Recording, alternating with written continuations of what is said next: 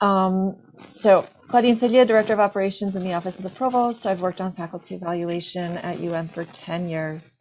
And I'm pleased to introduce my colleague, Tom, who has been helping me transition the process from the paper process that we used to know to a paperless process using a platform called Submittable.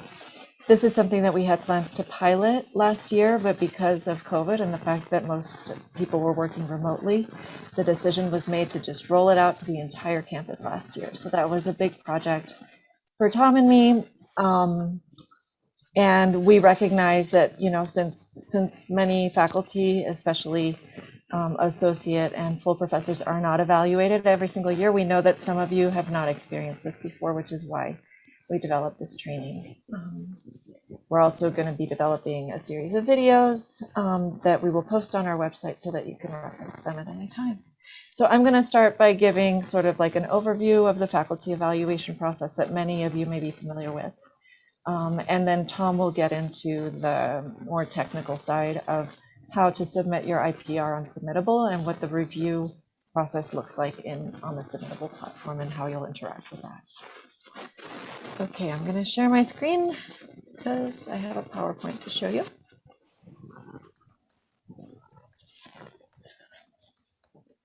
Bear with me.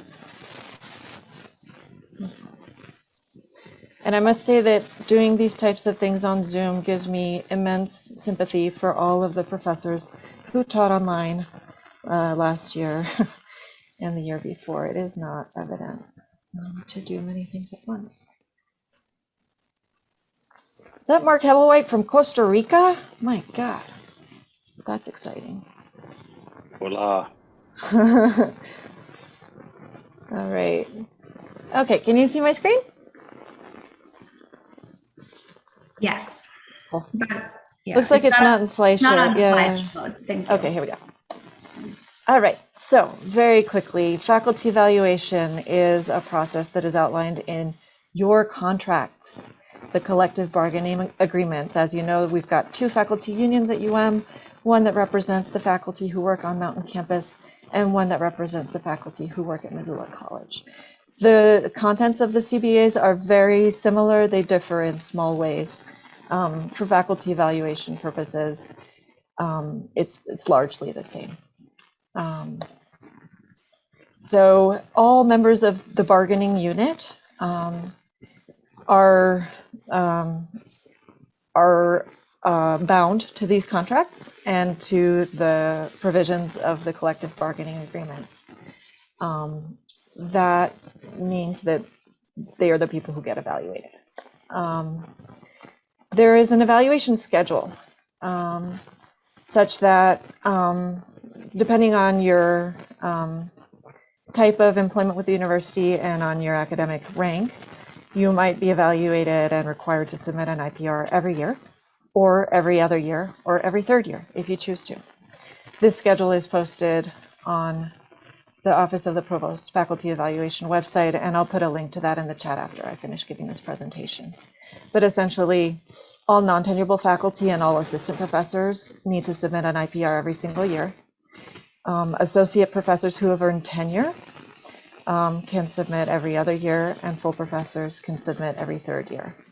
However, if you want to go for a merit, or if you're ready to apply for tenure, you don't have to abide by this schedule, and you can choose to submit an IPR if you want to at any time. Also, if you want feedback from your colleagues and department chair and dean, you can submit an IPR anytime. There are conditions where different people under different circumstances can be exempt from faculty evaluation, and I think Tom will go into that a little bit when he does his part of the presentation. Well, here they are, but I'll just skip through them. All right, so actually, Claudine, if you want to go through those, I didn't cover those specifically, so. Oh, okay, I'll go back. So who's exempt from evaluation? Anybody that's not on the schedule, so, you know, who's any associate professor where it's not your alphabetical year. So let's go back here. So when you're not on here, then you're exempt, right? If you're an associate professor in your 1st year, or if you're an assistant or associate professor in your first year at the university, you don't have to submit an IPR, because the idea is that you're being evaluated on your performance in the past year. And if you were not employed at the university last year, then there's nothing to evaluate. Anybody who's in their last year of employment at the university doesn't have to submit an IPR. Anybody who doesn't meet the FTE threshold for being a member of the bargaining unit, so 0.5 FTE, doesn't have to submit. And anybody who's a faculty member but on an administrator appointment doesn't have to submit an IPR. All right. So an IPR, we say that acronym a lot, and it stands for Individual Performance Record. And what this is the body of evidence and documentation that demonstrates what you've been doing in the past year or past years. And a lot of, well, several colleges and some academic departments or academic units have an IPR template. We just did a session on tenure and promotion yesterday, and one of the deans that was at that session highly recommended that faculty members, if there is a template in your unit or college, to use it, because it just it organizes the information in such a way that the reviewers will be reviewing it like in the same format over and over again, and it makes it easier for them to sort of like absorb that information if you use the template that's established that they're used to using, as opposed to doing your own thing. Of course, no one's preventing you from doing your own thing if that's what you choose to do. So this language is from the CBA, and it's just kind of really, important but detailed information about how the IPR, like when it's due, October 15th, what performance period, how we define a performance period, pages, sequentially numbered and signed. Now that's one that I included because it is sort of, it's a reflection of the fact that we used to do faculty evaluation on paper. Now that you're going to be uploading, PDFs or Word documents or to the Submittable platform, well, these electronic files all have page numbers, and there's a box that you will check at the end of the IPR submission form that is your signature. So that's how we've replicated that in the paperless form. This is more straight out of the CBA. It's all about, the amount of time that the IPR should cover based on the action that the faculty member is requesting.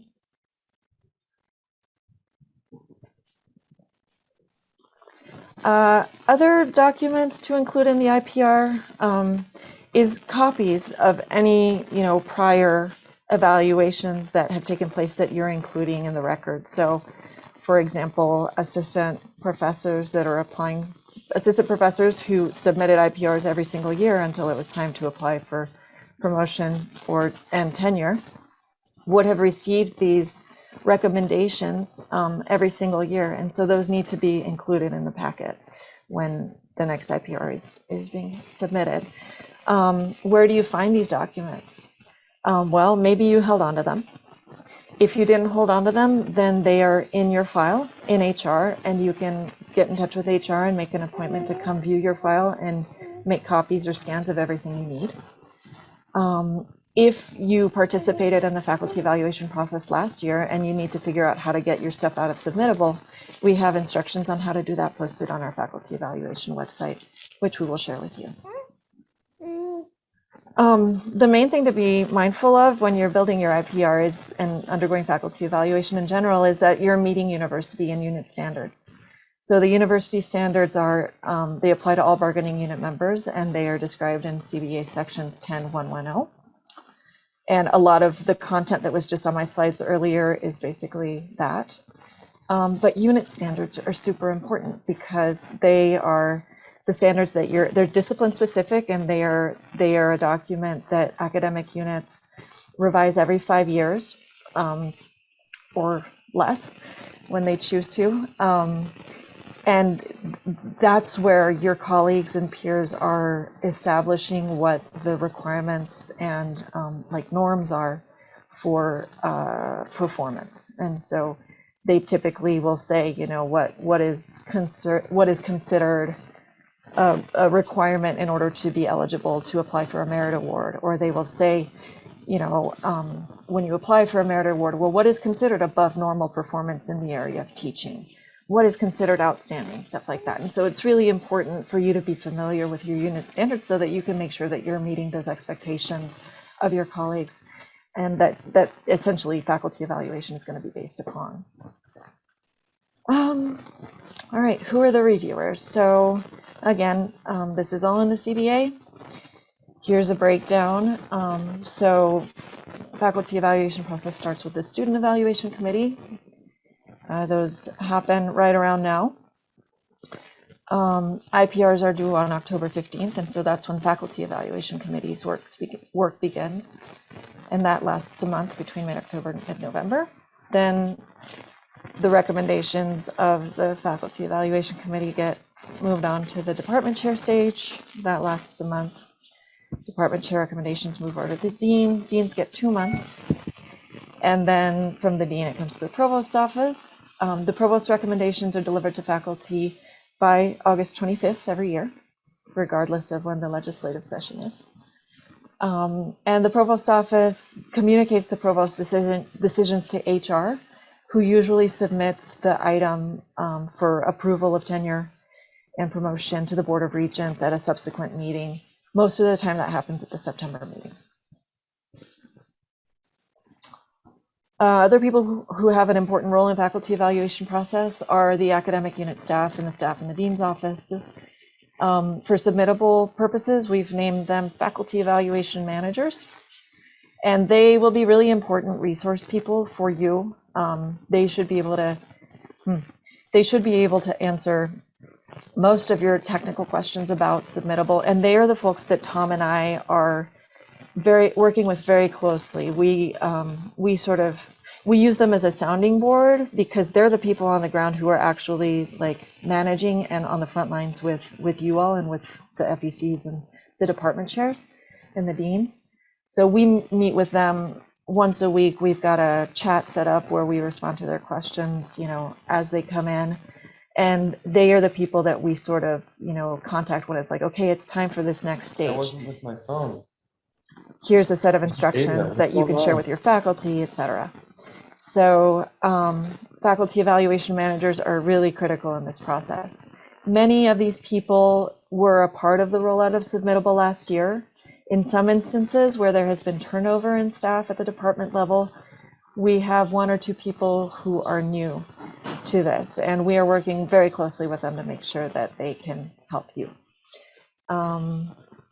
And then just, me and Tom, we, in the provost's office, we guide the faculty evaluation managers. We're supporting them. And then when all of the files get to our office for the provost's review, I organize those and make sure that the provost meets the August 25th deadline as needed. So that was a really quick overview of the faculty evaluation process. All of this content and more is on the Office of the Provost Faculty Evaluation page. I will put a link to that in the chat. There's a couple things that I will add related to COVID. And this is on our faculty evaluation page as well. As you're thinking about your IPRs,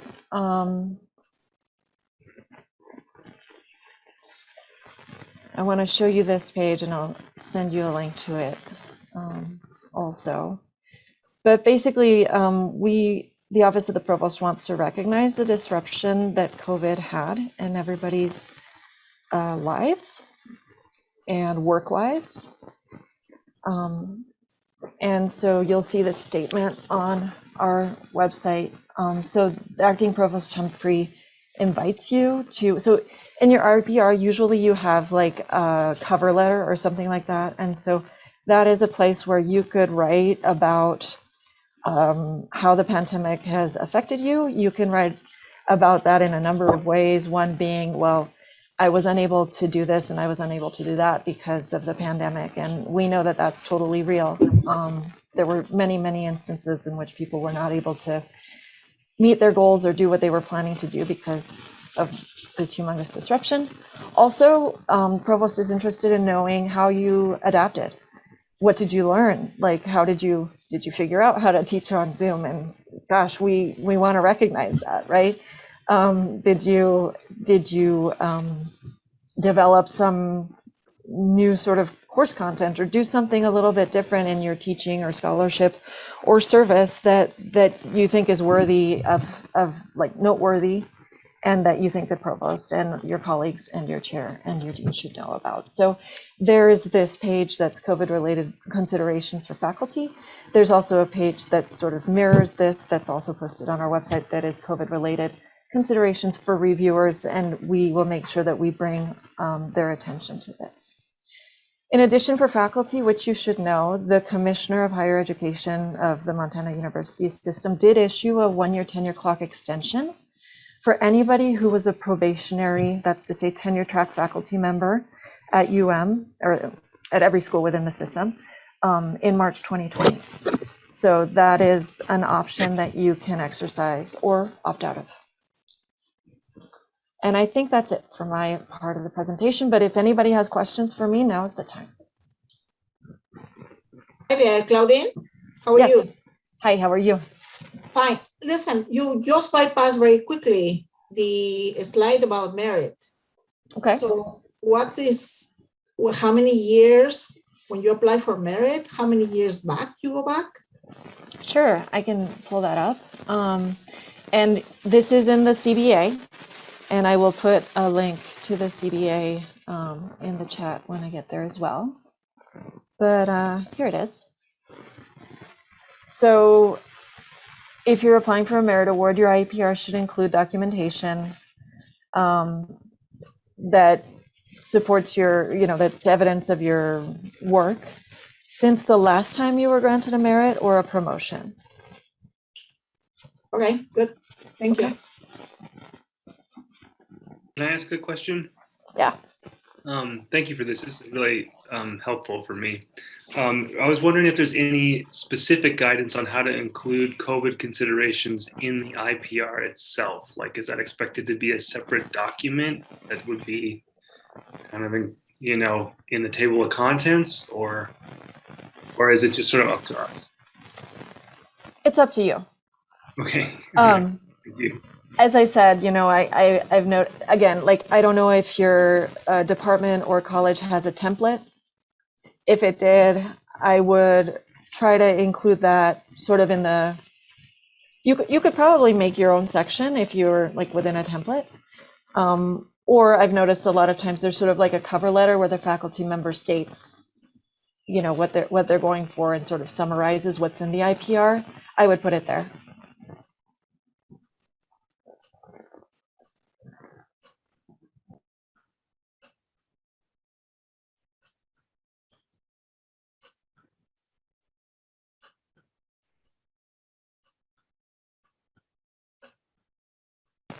Claudine, could I ask a question? Sure.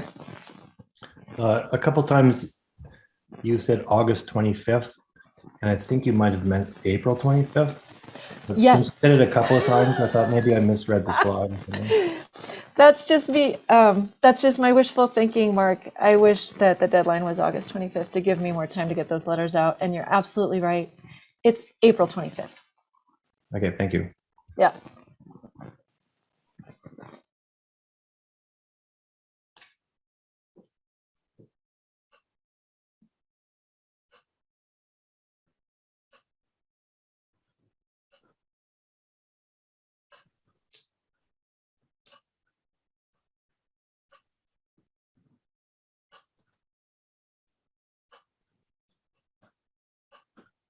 All right, well, let's just move on to Tom's part of the presentation. It seems like you're all experts in the process, as you've probably known it for a while.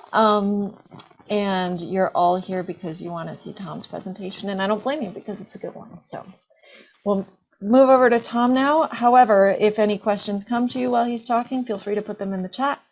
And of course, please feel free to contact me at any time about this. Thanks, Claudine. All right, let me share my screen now. There we go. Cool. Okay, so as Claudine said, I'm going to be going over the submittable part of the process. So I'm going to go over a few different things. First, I'll just go over logging into Submittable. I'll talk a little bit about the intake exemption form that a lot of you have probably already filled out, but some of you may not. I'm going to do an overview of the IPR form itself. I'll talk a bit about the stages that the form there that the process goes through and how that works within Submittable, and talk about the messaging system, along with the additional forms that we use to either sign an appeal or acknowledge an appeal, some of the recommendations. And then I will open it up to questions. So let's get started with logging into Submittable. So when you're, by now, the faculty evaluation manager for your unit should have sent you the link to fill out the first of the forms in the faculty evaluation process. And that is this is the wrong picture, but it's the same thing. Faculty evaluation process, which is the intake exemption or IE form. And I'll also have had some instructions on logging in, but I want to cover it just because it can be confusing logging in to Submittable if you don't do it very often. So when you do get a link to any form for the for the faculty evaluation process, you're gonna, unless you're already logged in, you're gonna end up at a page that looks like this. This is the one that is that would look something like this for the IPR, but the intake exemption would be the same thing, just different verbiage. So you want to go ahead and click Have an Account, Sign In. That will bring you to a screen that looks like this. Since you're accessing a form for a Submittable team, i.e. the Provost Office, the Use Single Sign-On button is there. So you can go ahead and just click that. But also, if that single sign-on button isn't there, if you enter your UMontana email address in the email field, the password field will just disappear as soon as you finish typing the U in EDU. And clicking either sign in or single sign on will redirect you to the regular NetID login page that you use for everything else on campus pretty much. And that's it. That's the whole login process. A couple people on campus may have accounts that existed prior to the integration of Submittable with the single sign-on page or with the single sign-on system. If that's the case and you have an account that was created with your MSO email address, shoot me an email or give me a call at 4689. I will get you hooked up with the Submittable support team, and we'll get those two accounts merged. It just happens that a few people have those previous accounts. So now let's take a look at the intake exemption form. Like I said, a lot of you have probably already filled this out, but I want to also, in addition to going through the form, I want to talk about the why in addition to the how. Claudine mentioned some of this, but the intake exemption form is pretty straightforward. It has a twofold purpose. The first section is just regular name, 790, current academic rank. It'll ask for your college. And then once you select a college, it expands to ask you for your unit within that college. And then this is, where it asks if you are exempt or requesting exemption, or if you are going to be submitting an IPR. So, if you say, based on what you answer here, it asks a different set of questions. So if you say you're planning to submit your IPR, i.e., no, I'm not exempt and I'm not requesting exemption, then it asks if you are tenured or tenure track, or if you're non-tenure track. If you say you're tenure track or tenured, it asks what actions you intend to request. This is the first of the twofold purpose. This is basically just to give your unit's FE manager a bit of a heads up. It lets them know what you're planning.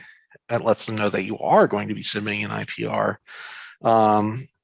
And you can change your mind about what you're requesting right up until you submit your IPR.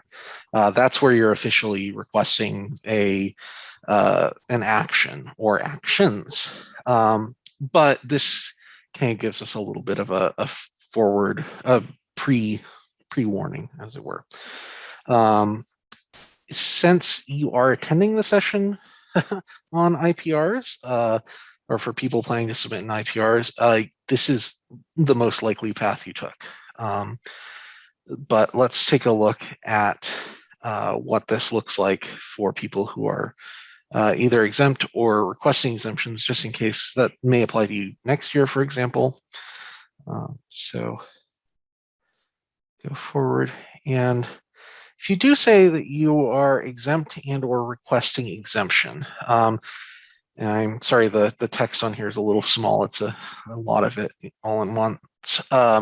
It gives you some information about exemptions.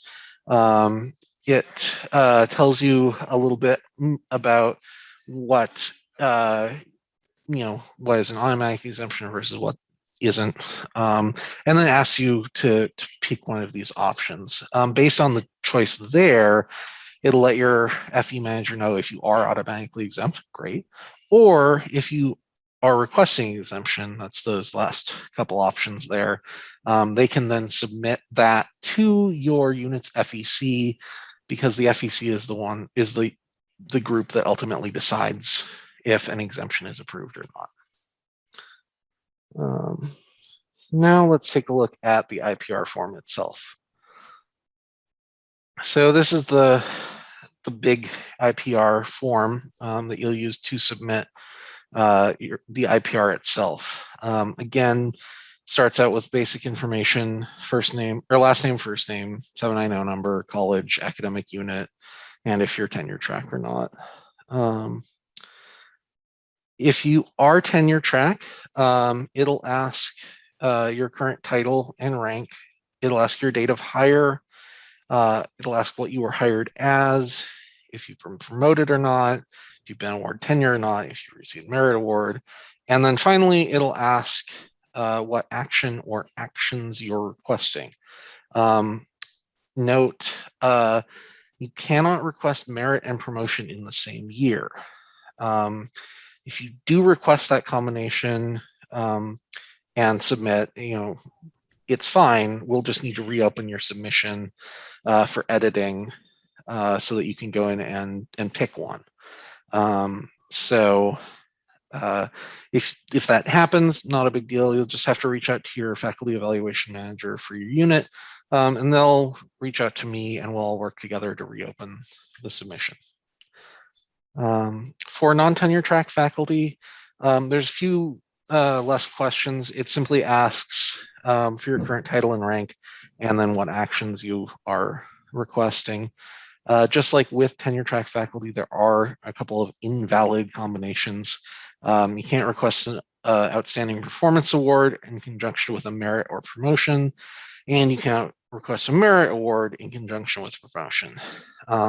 Again, not a big deal if you accidentally select too many things or the wrong things. Let your faculty evaluation manager know, and they'll work with me and we can reopen your form. So let's talk a bit about the stuff that comes after you submit your IPR. Oh, I should mention, the last thing that you will be putting in the IPR is the IPR itself, which I apparently missed my slide on somehow. It's a field upload. You have 35 files that can be uploaded there. and a maximum file size limit of 300 megabytes total over all 35 files. Now, most people don't come anywhere close to that. I think most people top out at about 10 files and maybe 100 megabytes. If for whatever reason you do have a lot of files or a couple really big files, reach out to your faculty evaluation manager, and they'll get in touch with me, and the three of us will get together and work out a way to make sure that those are attached to your IPR so that one, the reviewers can review them along with the rest of the IPR you've submitted, and two, that when we archive your IPR and it gets connected to your personnel file with HRS, that those files can be accessed in the future as well.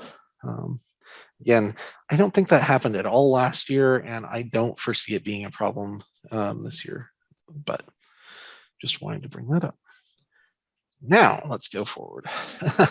So once you've submitted your IPR, as Claudine said, it moves through several review stages. It goes to the SEC, the FEC, the chair and or director, the dean, and then the provost.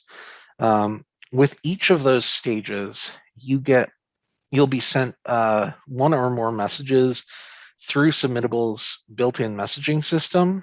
And those will go to your email, as you know, and then you'll also be sent some additional forms that will indicate that you agree with or wish to appeal the FEC and chair/director reviews, or that ask you to acknowledge receipt of or indicate you wish to appeal the recommendation of your dean. So first, actually, I'm going to show you some Outlook stuff. So when you get a message from Submittable, it should look something like this. It will show up as coming from Office of the Provost, and all of the stuff we send for this process will start with faculty evaluation : so if you're looking, if you're getting a message, it will say faculty evaluation : information on submitting your IPR, or faculty evaluation : FEC review available, that kind of thing. The actual email address that they come from is a reply to email, and it has a bunch of random letters and numbers, and then @email.submittable.com. So it looks like that. The important thing, though, is that they all come from @email.submittable.com. So that's always going to be in the from. So this is one that I sent myself that would be a reply to me as if I had submitted my intake exemption form saying, great, we got your intake exemption form. Here's some more information about submitting your IPR. And that's that crazy amount of letters and numbers up there. I recommend setting up a rule to ensure that all of the emails coming from Submittable are directed to your inbox and they don't go into spam or trash, or something that happens to me pretty often. They go into that other tab because I have focused inbox turned on. So to set up this rule, you can just go into your file menu on Outlook and then click on this Manage Rules and Alerts. And then from there, you get to this window and you just click on New Rule here. And then it already has the move messages from someone to a folder template selected, so that's just fine. So we go ahead and click Next. We want to deselect from people or a public group, and make sure that we do select the with specific words under step 1. And then step 2, we'll click on that specific words hyperlink. And that'll let us say exactly what we want the specific words to be. In this case, @email.submittable.com. Click Add. Click OK. And then the next thing is just to click on specified.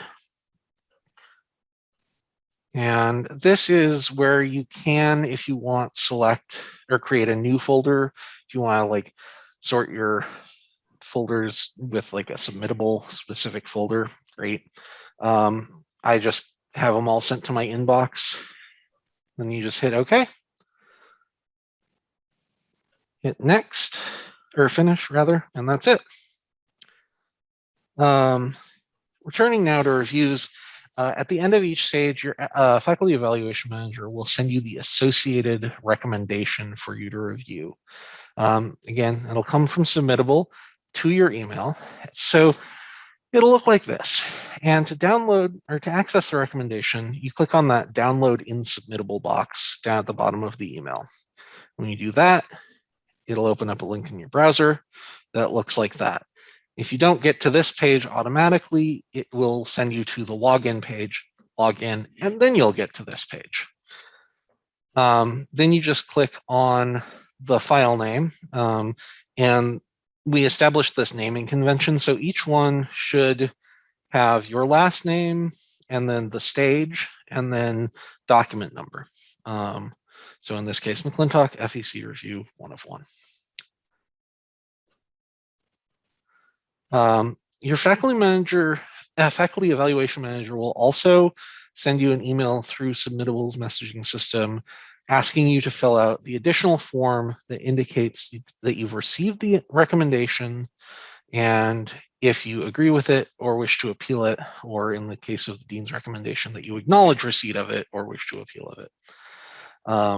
To access that, click on that view form link at the bottom of the email. It is small, it is hard to read, and that is unfortunately a side effect of the way U of M's email system interacts with emails that come from Submittable. It's supposed to actually be this really pretty nice blue box, kind of like the one in the previous email. It doesn't show up that way for anyone on campus, and Submittable's not entirely sure why, and neither were the IT people. So, but it's that little view form button. And again, that'll open up a new browser window. And it's a pretty straightforward form. It'll just say, do you approve of the FEC's recommendation, or whatever stage you're in? You can choose yes or no. If you hit yes, brings up this little box that says I approve, and checking this box constitutes my signature. And then you just hit submit form, and that's it for that stage. If you do wish to appeal, and so if you select no, that you do not approve and wish to appeal, it will bring up the appeal information. The appeals process takes place outside of Submittable, and it uses whatever method your unit used prior to the implementation of the paper-based system or the paperless system. That whole procedure will take place, and then it goes back into Submittable. So essentially, and then the records of said process will be attached to your IPR within Submittable. But the whole appeals discussion, et cetera, outside of Submittable. So if you do say, no, I wish to appeal, you go ahead and hit submit form here. Then your FE manager will reach out to coordinate the appeals process with you, with the FEC or chair or whoever. And that is pretty much the end of the process in Submittable. So at this point, I will open it up to questions. And I will stop sharing my screen.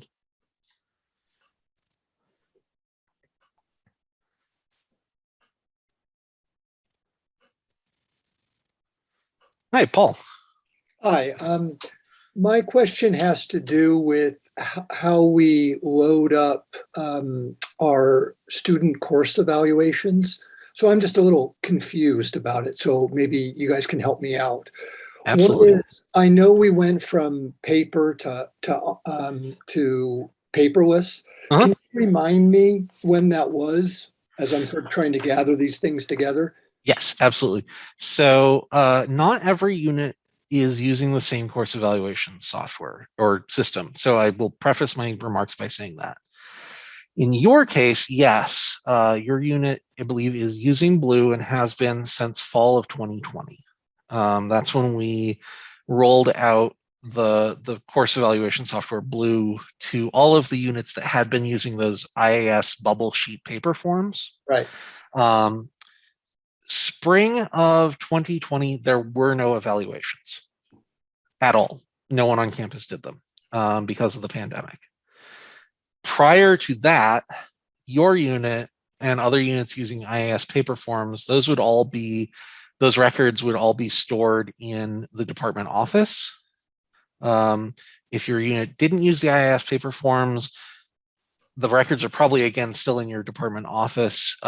Reach out to your department admin for that information. There are a few units, very few, that used Blue for their in-person course evaluations prior to 2019. In that case, you've always been using it pretty much, or at least since like 2017. So for the purposes of faculty evaluation, like I said, very few and far between. But to access any course evaluations in Blue, you should have gotten an email from course.evaluations@mso.umt.edu with a link, but you can also access those evaluations by going to umt.bluera.com/UMT, and it'll ask you to log in with your net ID and password, and you'll be able to access those reports. Again, not every unit uses that, so if your unit doesn't, you're going to have to reach out to your admin to get access to your evaluations, but a lot of units do use Blue. So, Okay, thank you. yeah. Hi, Thomas. This is Lilian. Hi. You have in the merit award a parenthesis saying externally funded dash soft merit. I never heard of that. That is for non-tenure track faculty. Oh, okay. Yeah. Okay. Yeah. Thank you. So Claudine can probably explain that a little bit better than I can, but basically the merit awards for non-tenure track faculty do not operate in the exact same way as that for tenure track or tenured faculty. Yeah, so in the collective bargaining agreement, 80 merits are negotiated for UFA members. And then we have a certain number of research or otherwise non-tenurable faculty on campus. And research faculty are eligible to apply for merit awards, but the money for those merits does not come from the same pool that's negotiated for those 80 merit awards that go towards the tenure track or tenured faculty. So as I said before, like non-tenurable faculty submit IPRs every year. There's a certain number of research professors or clinical faculty who have the possibility of applying for a merit award. And if the FEC, or if it is awarded, then the source of funds for that merit award is different. That's what that means. Thank you. So I think Mark Hebblewhite and then Ronnie Johnson. Hi, thanks, Claudine. Yeah, so I'm on Submittable right now. I'm, for example, working on my FEC already. I don't see anything but my faculty evaluation intake exemption form, which I've already submitted. Where do I see somewhere to submit the FEC? I'm not entirely sure what. Oh no, I think what you're saying, Mark, is that you want to know where the IPR submission form is. Yeah. Yeah. Oh, yeah. Yes. I see. Yeah. And we're working on it, and we're going to post it and share that with you as soon as we can. Okay. Hopefully by tomorrow. We were Yeah. hoping to have it ready for today for this Okay. session. No, I remember you said that at the unfortunately beginning of the meeting here, and I thought that was the case. So thank you. No problem. I'm patient. I'm sure, And like most of us will do it on October 14th. we do see that. Yes. Yeah. But yeah, so we will be posting that up, as Clayton said, as soon as we have it done. Like she said, we're hoping to have it ready by this session. It's not quite there. We want to make sure it isn't like there's no errors. But the hope is by tomorrow or Monday at the latest. And your faculty evaluation manager for your units will be sending you an email that has that link and information on submitting. So watch for that from them. And Ronnie? Hi, thank you for all of this information. You mentioned that the limit of documents that a person can upload is 35. Yes. And I was wondering if the expectations for supporting documentation have changed given that limit. In terms of supporting documentation for like if you're going for a merit or tenure. I'm just thinking of, if I'm going up for promotion and so I'm going to be submitting for the last 5 years, and usually we would submit all of our syllabi and all of our course evaluations and, any publications and lots of supporting documentation. And they're all separate documents that we usually organize into folders. So I can see that being more than 35 documents. So I was just curious. You said nobody had a problem with this last year, so I wonder if I misunderstood. I think what most people did last year was that they organized things like syllabi, et cetera, into a single document. So one combined document that was like all of their syllabi, for example. But I mean, regardless, I mean, I don't think that no requirements have changed. If you need the capability of uploading more than 35 files, we can do that. Yeah, absolutely. So it's not a problem. It's not a concern. Yeah. And you should organize your IPR in the way that you think is best. Thank you.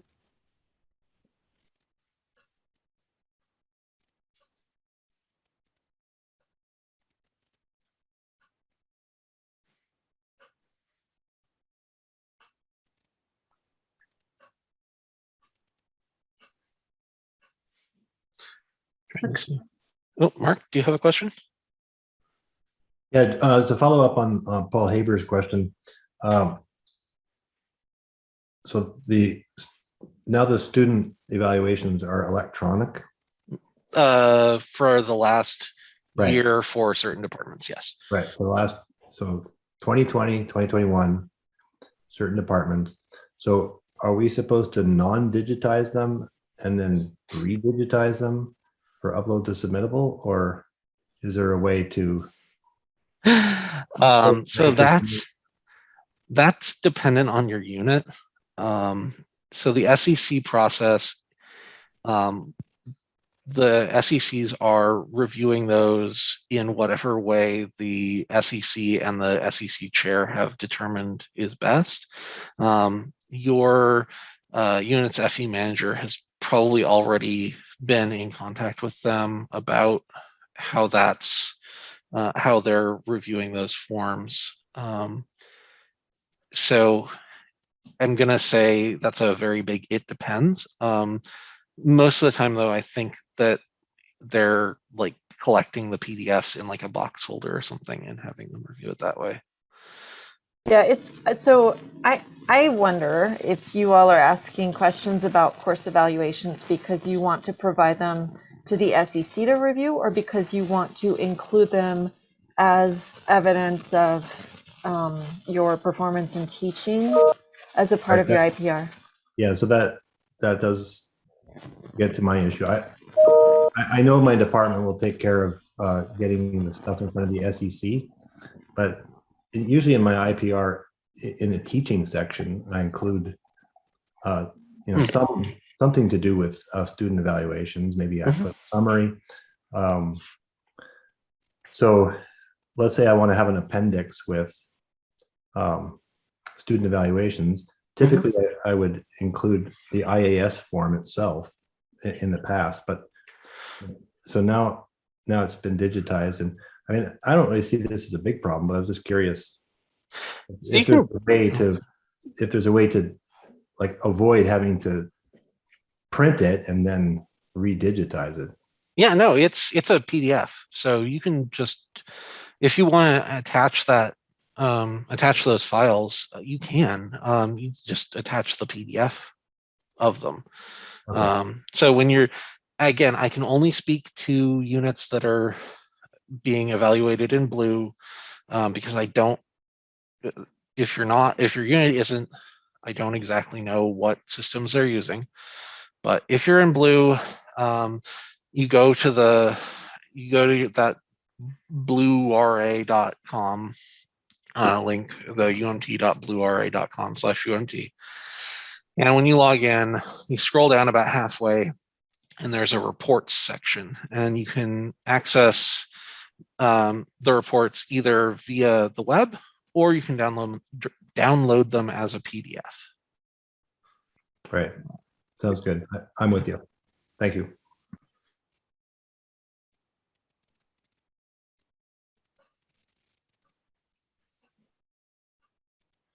So someone's been sending me direct messages in the chat about, who is my unit's faculty evaluation manager.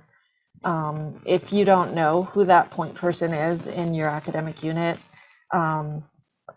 let me and Tom know, and we will tell you who that is. I know there's been some turnover in staff in various colleges and departments, and so I am under the impression that we've got this all covered, but there may be a couple of places where the communication didn't meet its intended goal, or where maybe folks are doing stuff that we're not aware of. So if you don't know who your faculty evaluation manager is in your academic unit, will let us know, and we'll try to find out and make sure that that's actually true.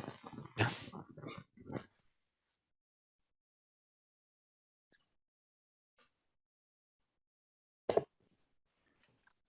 Well, thanks, Claudine and Tom, and to everyone for being here. And I know that Claudine and Tom are available for questions should more things come up. And did you already mention your office hours that you're having? Well, we have office hours with the faculty evaluation managers because they're really like our people on the ground. Anybody who has questions or who's struggling with the submittable interface or anything like that, feel free to reach out to us. Tom is really good at doing like one-on-one sessions where he shares his screen and shows you step by step what it is you need to do, or answers your questions or whatever. So please don't hesitate.